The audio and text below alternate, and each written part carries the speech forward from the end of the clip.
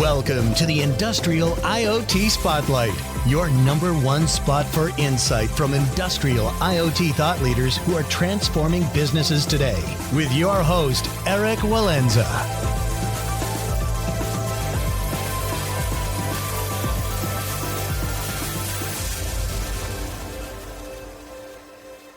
Welcome back to the Industrial IoT Spotlight podcast. I'm your host, Eric Walenza, CEO of IoT One, the consultancy that helps companies create value from data to accelerate growth. And our guest today is Eric Daimler, CEO and co-founder of Conexus AI. Conexus AI is a hybrid generative AI platform for trustworthy and fast digital modernization that enables enterprises to migrate, integrate, and transform their IT systems. In this talk, we discuss the application of category algebra to enable a domain-driven approach to interoperability, where the optimal data model is computed rather than being designed.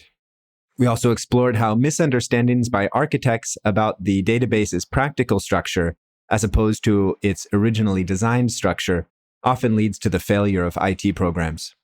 If you find these conversations valuable, please leave us a comment and a 5-star review. And if you'd like to share your company's story or recommend a speaker, you can email us at team@iot1.com. Finally, if you have a research strategy or training initiative that you'd like to discuss, please email me directly at erik.walenza@iot1.com. Thank you. Eric, thank you for joining us on the podcast today. It's good to be here, Eric. Yeah, and before we get into the detailed topic, I think it's important to give a bit of background on where you're coming from. You have really a fascinating background. So thank you. On the one hand, quite a technical background. On the other hand, also with 1 foot or at least half a foot in the public sphere. Can you quickly touch on some of the highlights in your career? I think the White House position as a fellow for machine intelligence and robotics is fascinating because it feels like that's when maybe the White House first started to think about these topics. Maybe I'm wrong, but it feels like it was fairly recent. And of course, you have a number of board roles that I think also allow you to kind of think outside of your day to day. Yeah, I've been doing this for a while. How people know me, if they know me, is really from the time that I spent working as a science advisor during the Obama administration. I was the first AI authority serving in the White House, colloquially known as a science advisory group. It expanded into a whole initiative by a whole set of competent people after me. And not saying that there's 3 people now doing my job, but there's 3 people now doing that job. I hope to go back. It's really created a terrific trajectory for the country and for the allies of the United States. That the value I feel like we are able to create is showing its fruits now in 2023, where we started with refreshing this initiative from the president on ubiquitous collaborative robotics. So that's where I spent time, and was probably the biggest deal to prepare me for that. I've been spending my time around AI in a variety of capacities. I was a AI researcher for a time at Stanford, at University of Washington, and Carnegie Mellon, where I was on the faculty. There I got my PhD. And I've been a venture capitalist on Sand Hill Road, and now I'm on to my 6th startup. And as you said, I've done a few board director positions, a few of them still active today. I've done AI. I know that other people have done many of these different roles, but I don't know anybody that have done all of those roles in AI. So I definitely think I have a rare, if not unique, perspective on what's going on in the industry and what the future looks like. Yeah, and just quickly to dwell on this role of government, because I think it's fair to say that the US for a number of decades has not had a strong industrial policy in a lot of areas. And maybe the tech domain has been an area where kind of the free market was more or less allowed to run free and with quite limited regulation or direction. And that seems to be shifting somehow. How do you view this? I mean, obviously you had a role in this, so I guess it's a net positive. But if you just look at the status quo today and how America is driving their technology policy around the development of AI, do you think like we're on the right track? We're just kind of figuring things out right now as a nation? Yeah, I like you suggesting, Eric, that maybe anything that I was involved in had a net positive outcome. That's nice. I'd like to think about that. About the kind of the heady conversation about industrial policy. I am not sure that the U.S. has really changed its stance around that. Especially in Silicon Valley, there's politically really a libertarian bent. Let's get government out of the way. I'm busy innovating here. I'm not sure that's changed, although there are certainly people that want to make sure that what we bring into the world contributes. We're not immune to the potential dangers of this technology. We want to make sure that it serves the purpose of making our lives better. I don't think that we are necessarily changing the ideal direction of the tech from the government's perspective. What I did in government is work with some other really smart individuals, speaking, humbly on behalf of the president about the future direction for AI research. I think it is a unique capacity of the government historically to be funding work that doesn't immediately have some commercial application. That is something that I advocated then and continue to advocate today. I'm happy that that continues, even as the economics between nonprofits, academia, government, and for-profits, the hyperscalers, changes in its dynamic and changes in its texture as we train large language models.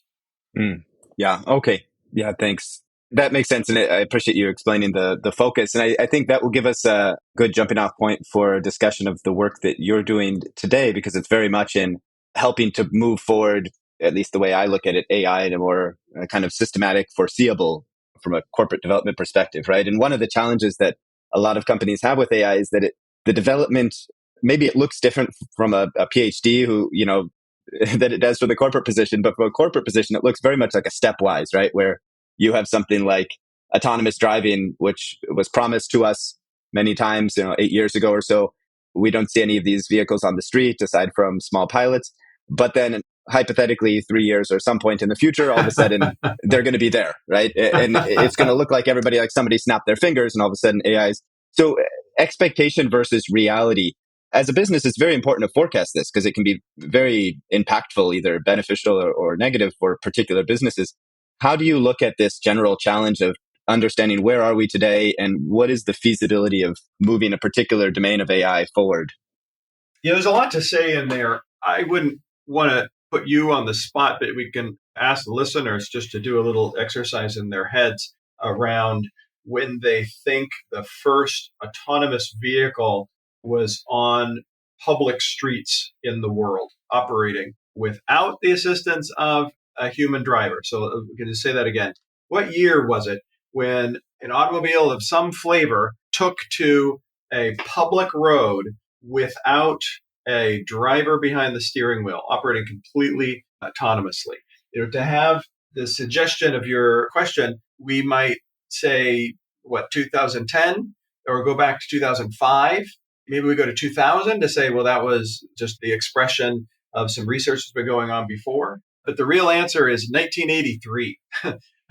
Pittsburgh, Pennsylvania, Carnegie Mellon University, there was a van, a big van, and it had more computing power than the entire developing world at the time. It says the mythology. It went 5 miles per hour in a sunny, bright, dry day, and yet it was driving on its own. The issue with timing is in the old adage for a venture capitalist, don't confuse a clear vision with a short time horizon. So we can very much see what's going to happen, but finding out when, that's a virtually impossible task. And finding out what's going to happen after something in the near term happens, often almost impossible. For example, I was working with a group that was trying to predict what the future of the internet looked like in 1999. And so after web pages were becoming ubiquitous and becoming more of a commodity, because initially, right, web pages were something of an art. It was a business to create web pages. But what would be after web pages was predicted by IBM, oddly enough. They had this whole campaign around e-business, and they did a good job of predicting in a general sense what would come after web pages. They said web pages would decrease in importance, but it didn't help them define the app economy. Where is IBM in that? Nowhere, although they predicted the future in some sense. All of us that ever watched a Star Trek episode could have predicted in a general sense what an iPhone would have looked like, but none of us knew what the exact expression would look like. And even if we were to have imagined in some level of detail what these devices would have looked like, you can go further and say none of us would have predicted that there would have been a job called app developer or that app economy that IBM had predicted in a general sense. And then today, what influencer on TikTok? The future is virtually impossible to be predicting in any meaningful sense. What I really offer to the clients of my firm is adaptability. You could say there's personal resilience, but the company organizationally needs to just be quick to move to the new realities as they're presented. And kind of befitting my background, I'm going to say that the flexibility comes from having fast ability to process data in a principled way. You can't quickly learn and turn an organization if how you interact with people is in English or whatever language. If you're using qualitative, informal means to operate a business, you need to have as much of the business as possible be formalized, be encoded, be systematized, because that's the only way that you can begin to see what's coming and be able to adjust how you react to what's coming. So that's the answer, is flexibility. Don't try to look into a crystal ball any more than anybody else. Okay, got you. So the solution here is not forecasting. The solution is architecture that allows you to react to whatever reality emerges. Can you explain this concept of data mesh enterprise strategy, or maybe any other concepts that you think would be useful in terms of how, let's say we're imagining a Fortune 500 company where the senior management, they're not IT professionals, they're all 60 years old, and they've lived in a world where this hasn't been particularly important. Now all of a sudden it's very important. So what would be the concepts important for them for defining how their company builds the right architecture? Sure. A lot of these terms are for marketing and they get morphed around. AI itself, it didn't really mean what it means today. Artificial general intelligence doesn't really mean what it's come to mean today. So if we talk about data mesh or data fabric or data warehousing or data mart or data lake, those are just kind of funny terms. But I can say in a general sense, what people need to do is they bring together their data, then they might structure their data slightly for a particular purpose. So let's collect all the data in one big cloud. It could be a cloud on Snowflake or AWS or something. So let's collect all of our data. And then let's structure it somehow. But we need to structure it by owner, because after we get it all together, we do have some individual needs. We have marketing, we have manufacturing, we have sales, it's different from marketing. We have maybe customer fulfillment, we have our supplier network. So maybe there's some individual needs, and that can be inside of a structured environment such as a data warehouse. What a data fabric is, and this is just a terminology, is a data fabric says we are going to centralize the ownership of this data and have somebody manage that for the different needs of those different departments. What a data mesh means is to have that data ownership be distributed. So individual clusters of data ownership can take place. Say you have one drug research program and another drug research program. Does it make sense for the ownership to be separated by program? You might have similar issues by jurisdiction when geographies have different regulations for the storing of data. It's technologies that enable that, but it's often just a manual process. You can just think broadly what you want to do with your data and then think what the right technology is to do it. I can say that you can take a pretty critical eye to many of these technologies because the data lakes are often disappointing for people. If I threw all of the books from the US Library of Congress, into another warehouse without the benefit of a Dewey Decimal System, that's what people call data lakes. Just throw it into a big room. Okay, there we go. All my data's together. Well, that wasn't helpful. It's all about retrieval, not just storage. And then how do I get this data out? That's often what people can mean by the data fabric or the data warehouse. Well, how do they structure it? They're going to structure it, what, first name, last name? Maybe That's not how some of this data is characterized. So that's a little bit like taking all the books in the building and then sorting the books by color, right? Or sorting them by height. You got to be really careful about how you make that data to be available. My firm Conexus, we have clients that know that they have data that they want to use, but they just can't get at it. They'll have one piece of data stored in SAP and another in Oracle, other pieces of data stored in other domains and other formats, other structures, maybe other geographies, and they just can't bring that together, but they know it's available.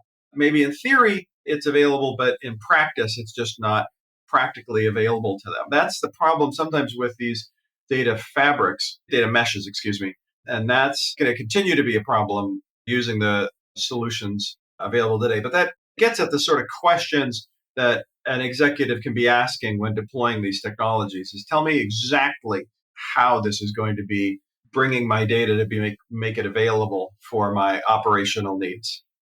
Yeah. I was yesterday meeting with the head of digitalization for let's say a top 3 beer company here in Singapore. The first thing that she said was, I don't know what data we have and I don't know how to access it because they have, she's sitting here in Singapore, they have Laos and Cambodia and Vietnam and Thailand, and each market uses their own tech stack. They have their own data. They have kind of their own CRM to an extent. And so there's just not that central visibility. And then, of course, the local teams have, they also have IT constraints. And so they might not be structuring their data in a particularly systematic way. And then you have all of your distribution partners who, of course, have a lot of data. But then, you get into topics of how can we actually access that? What can we access and when and so forth. And so it really struck me. This is a very large company. The data should be relatively simple, right? Because it's not like we're dealing with complex supply chain data or manufacturing data. It's really all the same type of, data about, okay, who's buying beer and what type from which venues. So it should be relatively simple, but nonetheless, completely an unsolved problem. Let's get then into a bit of Conexus AI and, what is your value proposition for how you help companies to get their hands around this challenge? That was a great lead in, Eric, because you just described the value proposition. What, Conexus is a data integration company where we allow more of an organization's data to be made available with benefits in speed, in cost, and in integrity, with applications with varied from national defense to energy, discovery and distribution to logistics and manufacturing. Really, every large organization has the problem of using the data that they actually collect. Right now, the classical approaches are manual. They will use old tools, taking many months, if not years, and consuming hundreds of millions, if not billions of dollars that generally get funneled to large consultancies. So what we are is a data integration company with material benefits in speed, cost, and integrity. Gotcha. And if we can pick on Accenture here, I guess the default today would be somebody might call up Accenture and say, I've got a problem. Can you put 50 guys on it? And 2 years later, see if they can come up with a solution. We could replace that with any other large integration company, but they're trying to do a lot of the work here. As you said, it's a very manual process. How do you use technology to solve that? What are the specific aspects of that problem that can be solved with technology? And maybe you can explain it. I don't know how useful it is to explain terms here, but there's a few terms on your website: composable engineering design, category theory, category algebra, that seem like they're at the core of your technology. So if you can put those into kind of layman's terms for us and help us understand what is the underlying technology here. Sure. We can pick on Accenture. It's a very well-run firm with some very smart people, but they make $6.7 billion a year off this particular type of manual operation of bringing data together. It's not that you'll just hire 50 people to do a job over a couple of years, and then we'll see what they do. You'll hire 500 people over 5 years, and they'll come back 60% of the time and tell you the project failed, or they'll tell you we solved 80% of the problem and they'll declare it a success. Well, but really they did the easy part. The last 20% was the hard part. So they didn't really solve the problem of making all your data available. We had a money center bank come to us and tell us how they had initially allocated 20 million and then allocated another 85 million before they had to wipe their slate clean and start all over be allocating another 100 million, another 5 years, end of which they had spent 10 years and $210 million or something like that with a downscaled product. They came to us to say, well, we solved the problem, but we know that as soon as we add or deprecate another database, that we start all over again. What we are doing, what Conexus is doing, is commercializing a discovery in mathematics. The branch of mathematics is called category theory. We call it categorical algebra to make it more familiar. Category theory is an abstract math. It's kind of related to type theory, but probably an easier way for people to understand it is in relation to graph theory, where my PhD focused. People will know graph theory by its visualization. If not in name, they'll recognize these graphs that look like spider webs, where they'll see things connected to other things in a number of different ways. It becomes a seemingly infinite complex connection of relationships of anything. It could be of drugs, it could be of biology, it could be of social networks, but that's a way of using graph theory. The innovations in that really took off about 25 years ago to detect and disrupt terrorist networks. Mathematics was at the core of that. It now is used to detect fraud in financial systems. You might just expand that visualization, that notion of having relationships, to a different level of dimensions. If we think of a chessboard and we think of 3D chess, add a couple of chessboards, stack them so you can move your chess in different dimensions. Well, we could maybe do the same with that graph. If you have that spiderweb graph, make it a couple of dimensions, or really make it an infinite number, or as we say in math, we say in dimensions. So an infinite number, or an arbitrary number of dimensions. So if an n-dimensional graph theory is category theory, we might say. It's a graph theory with more richness. Another way to describe it is that graph theory might describe you and I, Eric, having a relationship. So you and I have a relationship from talking right now. So that's a relationship, yes, no. Yeah, great, we have a relationship. But if you put us in a triathlon, we might have a very different relationship. We might have a relationship as competitors in a triathlon. That's a sort of richness of the relationship where it's not really just yes, no, on, off, but it's nuanced. It's context dependent. And it's in that context that the whole world emerges, because that's what your data has. Your data has context. Your data has descriptions. When I, in a trivial example, think of a column name in Excel having a part number, well, that's a context. If I have a part number and a list of part numbers down a column, if I then do a cut and paste or a merge with another Excel spreadsheet, let alone 1,000 of them, that the context of part number only applies to a certain number of those columns. And if the context needs to be preserved for the data to have any meaning, but so often it's lost. What happens today is you just don't have the principled way of maintaining the discipline of the programmers integrating these Excel spreadsheets column. It's fundamentally what databases are, you could say, so that when you get to 100, let alone 1,000 integrations of these things, mistakes are made. We're human. So you have data errors, or you just run against a scale of complexity that makes it just all but unavailable to you. So that's the classic approach. Category theory as an abstract math, allows the solving of that problem through the software expression that we originally had. I can go further. What's happened is, NASA, which is one of the catalysts for this technology originally, found that they were spending 10 years developing their rockets, which was increasingly infeasible because the technology was moving quickly enough that they found the results to be out of date before they got done. So they thought that we need to move more quickly. But the interrelationships in these contexts of the technologies that comprise a rocket were unable to be preserved as the project completes. So no one's arguing for a simpler world emerging. We're all probably in alignment that the world is becoming more complex and relationships are becoming broader, deeper, more numerous among things as we invent more and create more. So we need a new technology to bring all that data together and preserve the context. That's the value of category theory. That's what the software provides for every company that stores and uses data. That's what we see as the big future for AI.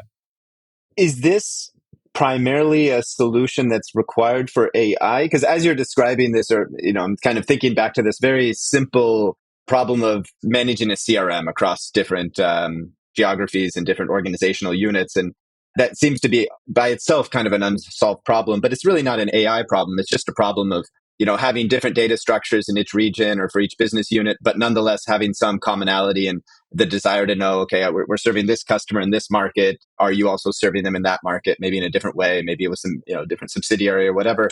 So it's not an AI problem, but it's still a data integration problem. Now, is your technology also applicable or used for these, or is that kind of a situation where there are existing solutions and you're really focused on the specific problem of enabling the application of AI to these data sets? I would encourage your audience to broaden their perspective about what AI is. It is certainly finding its current telegenic expression in large language models, a subset of neural networks or expression of neural networks, which themselves are an expression of machine learning, which itself is a domain under probabilistic AI. But there's an entirely different domain of AI called symbolic AI, a deterministic AI. If you remember from your high school logic classes or philosophy classes, there is a bottoms up and a tops down way to do logic. There's induction and deduction. Induction is when you use these LLMs. Deduction is when you would use a symbolic AI. Ultimately, we're going to have to combine them together for many of the applications in complex environments. But while the current telegenic LLMs are currently all the rage, what are those technologies but a collection of just a breathtaking amount of data and a reconfiguration of them? The autocomplete, as they say about LLMs, is analogous to how a symbolic AI works across billions or trillions of data points inside of a database. We recognize the patterns and find, using the math, the provably complete minimal pathway that connects truth. It's really quite complementary in many of these applications. It's no more or no less AI, depending on whether you're saying it's symbolic or probabilistic. Okay. Yeah, that's helpful. Yeah, I guess today a lot of people say AI, ML kind of synonymously, right? But AI could have a much broader meaning aside from ML, which is kind of the choice of the moment. Let's make this a bit more concrete by looking at your solutions. So you have adaptable data consolidation and adaptable data interoperability. Could you walk us through a couple case studies, like just the end to end of what was the problem? Who is the team? I think it's also interesting to know who you're actually working with at these companies. And then what does the before and the after look like when the solution's deployed in terms of the how people are using the data? Yeah, I can offer a few. One that people would recognize is Uber. Everybody understands the business of Uber. It's a recognizable brand in addition. They grew up quickly paying attention to their business. They grew up then having, just like your friend in Singapore that has databases across their organization that they know exist, but they can't get to them. Uber grew up with a database by city, because they're trying to manage the deployment of their company as they expand across cities. They had databases across every city of the world. This ended up being 300,000 databases. They then needed to ensure that they respected the privacy lattice that was created from regulations that might have different sensitivities for driver's licenses versus license plates, for example. They also wanted to look at some complementary geographies to do basic supply demand testing where two cities might be adjacent but might have separate databases. How can they plan on rider supply or driver demand based on, say, weather or an event happening? That required at the time is a manual process. Many dozens, if not hundreds of people manually working to respect the jurisdictional preferences created from these different databases. they looked around the world about how to bring these databases together in one unified view. They found us, they found Conexus. We worked with them on the solution to integrate these 300,000 databases so that they can ask ordinary business intelligence questions with more alacrity and more easily respect the privacy lattice embedded in these jurisdictions in which they operate. To have them tell it, they'll save 10 million US plus a year based on the technology that we will able to offer them. So that's one good use case at Uber about how Conexus was able to help Uber improve their business. Mm. Okay, and these are then they're similar databases. Maybe they're tracking somewhat different variables based on privacy regulations or just the whims of the management team in each of these geographies. I guess you have other situations, let's say with a manufacturer where they have a CRM, they have supply chain systems, MES and ERP, so kind of different layers of systems, and they have different teams that have to collaborate closely together, but that are capturing completely different types of data in completely different systems and architectures. Yeah. How do you look at those environments? Yeah, so we did this for an energy company where in the design of a particular part, this company is one of Fortune 50 company based in the United States. They had to bring together the engineering models of mechanical engineers, civil engineers, electrical engineers, geologists. All of them had their different perspective on the environment in which they found themselves and the parts that needed to be engineered inside that environment. The traditional way of doing this for them was to send around Excel spreadsheets to have everybody take another swipe at how somebody's interpretation of maximum area surface pressure could align with somebody else's interpretation of maximum area surface pressure. So you could then determine whether or not you wanted to put on a flange or not, and how big the flange would be and where you'd put it. It was really quite something. Then there was an internal auditor and an external auditor because the mistakes would really have people get killed. And I laughed just because it was such a burdensome process. So much better to feed these multiple engineering models into the Conexus effective predictable AI and have the provably complete and most simple output be created. So instead of taking 6 weeks to 6 months, you'd take 6 seconds to 6 minutes to create the output that synthesized all of these views from these complex engineering models. That's what an AI should be for. That's what you use it for. This is a tool to help us collaborate more effectively, quicker, and with more integrity. Gotcha. So in this case, the output is a solution for a particular query. And then I guess ideally not a black box solution, but something that they can kind of break apart and understand. So if the regulator has some questions of why you did this, you can explain exactly what the model was, how it was making decisions. Oh, that's beautiful. Yeah, not only is it not a black box, it actually has to then be expressed as a manufactured good. So you have to then actually know, provably so, that this thing will work in the real world. And you will see the beautiful thing with symbolic AI is you'll see even the pathway about how the AI created the synthesized model. And the beauty is nothing is created, nothing is confabulated, or in the popular term, hallucinated, although that's a little less accurate. Nothing is confabulated in the creation of these models. This is not just taking in truth, but it is emitting truth. This truthful AI is only available using a symbolic AI. Yeah. Okay. Yeah. Very interesting. Yeah. Because certainly one of the challenges with anything related to this new field of generative AI, right, is that a probabilistic works for creating a poem. It doesn't work for solving engineering problems that could result in a life-threatening situation. Yeah. Your listeners can ask themselves, how many would be willing to get on an airplane that was designed by a large language model? Right. The answer would be 0, right? But a truthful, predictable AI, sign me up. So those are great cases. I know that you also are going to be launching a book quite soon called The Future is Formal, The Roadmap for Using Technology to Solve Society's Biggest Problems. Is this upcoming book specifically focused on the solutions that Conexus is developing, but applying those to social problems? Or can you give us a bit of context around the thought process? We want to teach people the broader process that informs how businesses can better prepare themselves for the world of AI. As we talked about earlier, in an environment where you can't really see more than 2 years in the future, but know that you need to be more flexible and adaptable, the preparation that's involved is to be more formal. The future is formal. Or you might say to be more disciplined or more rigorous. How this expresses itself is taking business processes and formalizing them in a way that a robot can act on them. That's really the gold standard to know whether or not you have put sufficient rigor into your process. Another way of talking about it is in hardware design.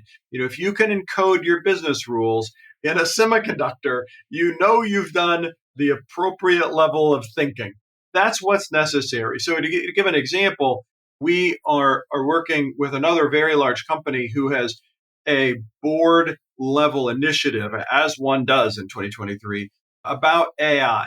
And this board level initiative for AI has looked into the future with their crystal ball and has seen ubiquitous collaborative robots, right? Which is heartwarming to me because this is what we envisioned when I was in the White House in 2016. So looking out 10 years, we saw ubiquitous collaborative robots, and this company now, 2023, sees in the not too distant future that for themselves. They see in this manufacturing environment, just to say the word ubiquitous, but thousands or tens of thousands of robots working alongside their workers, some of which could be harmful to humans, but they are collaborative robots. They're not the type that you see doing welding on automobiles. How do you keep people safe as these robots move around? They're not just doing the tasks we see today of robots, they're going to be ubiquitous. So how do we encode those rules? This requires the business to go through 2,000 or 3,000 different business processes with you'd say the proverbial fine-tooth comb, but with a sufficient rigor so that it can be interpreted by robots. That's the job. 2,000 to 3,000 business processes with the clarity that's available for a machine to read it. That's what we need to do. That's what companies need to do. And the way to do that, we're working to articulate in the book. The future is formal. So executives all the way down to engineers can take these skills and prepare their organizations to be adaptable for the future. That's the idea. Okay. Yeah, that's a fascinating problem because business processes, of course, are contradictory, right? You have 10 business processes, there's going to be contradictions, and then you just kind of trust the human to figure out the contradictions and prioritize appropriately. And if you're looking at 2000, there's going to be all sorts of contradictions, kind of logical, and yeah, it's kind of figuring out how to enable a robot to make those prioritizations and to interpret some degree of vagueness, right? Fascinating problem. Yeah. Yeah, well, it's a good point. Some business processes will be contradictory, and some you may not have known were contradictory, but only will reveal themselves as contradictory once you begin to formalize them. There will be nuance available, and there will be areas where maybe it will be really difficult to formalize, or maybe you don't want to formalize, and part of the output is creative. But when I'm designing an airplane, I want the areas where I'm creative to be constrained. I don't want the reconciliation of vibration between a wing, a fuselage, and an engine to be creative, right? I want that to be quite precise. Yeah, yeah. Oh, it's really an interesting thought process because you think, well, humans are probabilistic, right? Humans, we do make very precise vehicles that are very safe, but we're also doing that in a probabilistic, way with a certain degree of uncertainty. And so maybe that's necessary, but nonetheless, yeah, how do you then sense check that, right? How do you maybe have one aspect of the algorithm that's probabilistic and another algorithm that's then putting that through a rigorous evaluation process before it releases it into the wild? So the rule here is when you want to learn from an AI, you use a large language model, a probabilistic model. When you want to teach an AI, that means when you have rules about the design of an airplane or the construction or distribution of energy, then you use a deterministic model. You want both. You can use both. When you want to teach, you use deterministic. When you want to learn, you use probabilistic. Okay, makes sense. Last question. So So far, we've ruled out the value of crystal balls. Nonetheless, I'm going to ask you about the future, but maybe just the future of Yeah. Conexus and, what's exciting for you over the next 24 months? New products that you're launching? Are there changes that you're seeing in the regulatory framework in terms of how boards are making decisions that are exciting? What are you thinking about when you wake up in the morning? Yeah, well, what I'm thinking about is making sure my team is taken care of and our clients are happy. But specifically, I think about how there's an emerging awareness that large language models, I think, deserve the hype in the long term, but are beginning to be recognized as overhyped in the short to maybe even medium term. The actual use cases for these for many large organizations has so far demonstrated itself to be quite limited. It's attractive over the long term, and I love how many people are engaged in the conversation around AI, but there's an emerging awareness that we need to incorporate truth and predictability into our deployments of these learning algorithms, of these AIs. That's hugely encouraging for me and my organization because it's what we've based our future on, and it's why I bet my career on doing this after I left the White House in 2017. We're seeing some fantastic engagements, some of the largest companies in the world and some governments you would have heard of. It's a fantastic time. What gives me some degree of optimism, and I'm not ignoring all the many, many, many, many dangers that present themselves to us around the deployments of AI, is that the lifestyle that we all enjoy today is afforded by the improvements in productivity we've had over the decades, over the centuries. I think that we are emerging into a time where that increase in productivity may very well accelerate and give us all an even greater standard of living. I think the challenge, very well might be that we will begin to see the rest of the world's population that has been so far neglected and think that somehow the world is getting worse, where really it's just that all these people are becoming visible to us in a way that hasn't been visible over most of our lifetimes. So I am just hugely optimistic about the improvements in the quality of life for both the developed world and the developing world. Yeah. Great. I mean, it's going to be, technology is power, so we will certainly be more powerful. And then can we have the wisdom to deploy that in a way that is generally beneficial as opposed to, kind of specifically beneficial? I guess that will be the challenge for, the next generation or two. Eric, fantastic conversation and really interesting company that you're building. Any last points that we haven't touched on yet that are important for people to understand? I just really encourage people to experiment with AI. There's some really terrific apps emerging. The way to explore these in our worlds is to actively experiment with them. I encourage my friends and family to keep a tab open on your browser for Anthropic's Pi and for ChatGPT and maybe any number of the other image generators, just to see what you might do with it. We have 25, 30 years of experience using modern search. We now need to train ourselves to all become prompt engineers. So experimenting with the technology is a personal recommendation. And for organizations, the winning organization in 2030 will be the one that has the most formalized rules, therefore allowing for maximum adaptability and flexibility. Yeah, great advice, Eric. Thanks so much for the conversation today. This has been great, Eric. It's been a good time. Thanks for tuning in to another edition of the Industrial IoT Spotlight. Don't forget to follow us on Twitter at IoT1HQ and to check out our database of case studies on IoT1.com. If you have unique insight or a project deployment story to share, we'd love to feature you on a future edition.